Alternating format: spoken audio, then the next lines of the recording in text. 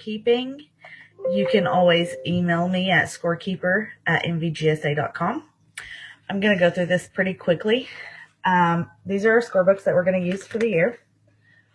Inside the scorebooks, you're going to find the information page. This is a good cheat sheet to reference after the plays. I really like these scorebooks because in the corner, it actually shows you the numbers to where you can record the play-by-play on here. And now I'm going to show you my awesome little scorekeeping 101 that was shared to me from a previous scorekeeper.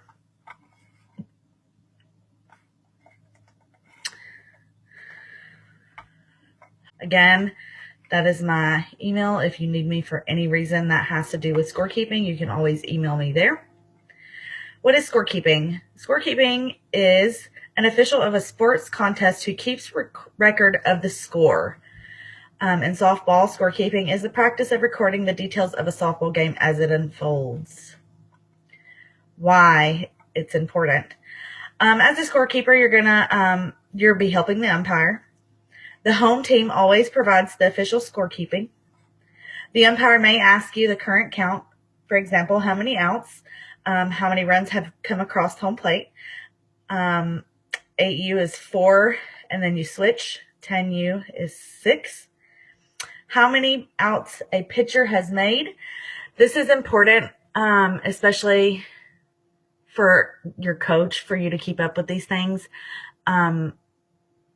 I always like to take my scorebook and write at the bottom of each inning my pitcher's number, her jersey number, and how many outs she pitched during that inning.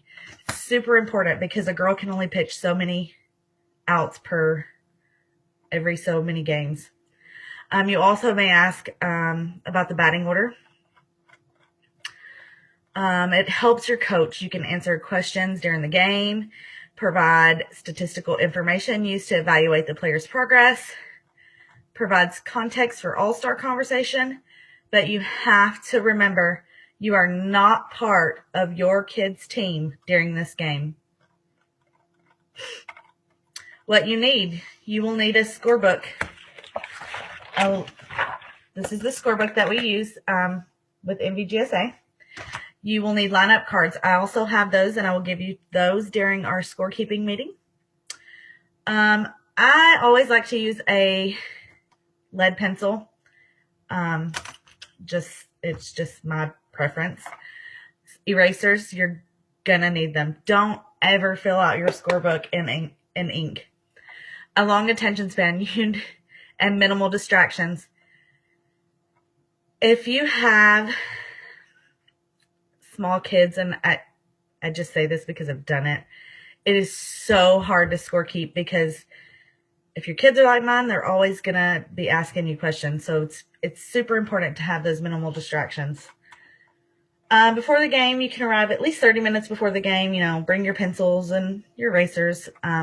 Everybody makes mistakes. It's inevitable. Get your scorebook from the coach. Get your lineup card. I always like to have those handy, like as soon as possible. And I always go switch out. Even if your opponent's coach doesn't have it done, and that you can just ask them to fill out one and just take a picture of it. Super easy. Fill up your lineup information in the blank pages in your scorebook. If a player arrives late, coach doesn't have it done, and that you can just ask them to fill out one really quick and just take a picture of it. Super easy. Fill up your lineup information in the blank pages in your scorebook. If a player arrives late, she has to be added to the bottom of the lineup. You're going to fill out information of the game. I always like to put this stuff at the top. The home team, the visiting team, the time the game begins. The umpire will let you know. She or he usually will call a game time. I personally, when I scorekeep, I like to sit right behind the plate. I don't miss anything there, and the umpire always has you there so that you can fill them in where it's needed.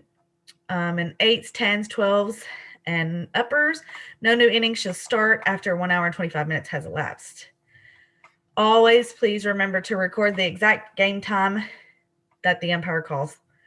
This is just an example of what a lineup sheet will look like. You always need to record your pitcher and catcher.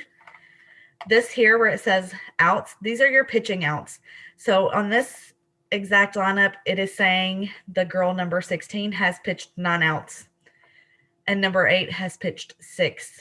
I'll have to double check with what the outs per, I think it's 2 games are, but I will get back to that. The scorebook, again, this is just the cheat sheet in the beginning of the scorebook. And I will also have this all printed out to give to you during my clinic. We already went through this. Record the girl who's pitching. If there's a pitching change during the inning, you're going to record when the pitching change happened and how many outs the girl had prior to the pitching change. Then you'll, at the end of the inning, you will put the new pitchers out at the bottom. Trips to the mound. Record the number of trips to the mound by the defensive manager to confer with his or her pitcher. Write trip to the TTM at the top of the score sheet on the line next to the inning number. On the 4th trip to the mound in one inning, just one inning, you have to notify the umpire because the pitcher will be removed at that time. This very rarely happens. I haven't ever seen that happen, honestly. Again, this just goes back to recording the outs for the pitchers. Here's our basic rules. Again, I will have these all printed off for you guys so you can see. After the game, you will confirm the final score and pitching outs with the opposing team. I always like to find out who the scorekeeper is for the opposing team and just go, hey, I'm Heather. If you have any issues, you can always come find me. And then you're going to input the scores before you leave the field. These are found on the MVGSA website under score reporting. Super easy. When you go there, you're going to see the score. This is where you'll type in your team's score first, dash the other team's score. Obviously the winner, who your team is, your pitcher's outs. So say your pitcher is number 3. You're going to type number 3, dash, and she had 9 outs. 9. Say your other pitcher came in that replaced her. She's number 12, and she got 3 outs this game. You're going to put number 12, dash 3, and so on and so on. Same thing for the opposing team. You're just going to click on here, and it's going to have a drop-down menu, and you click on your opposing team, type in their pitcher outs the exact same way, and your name. Who are you that is inputting this score?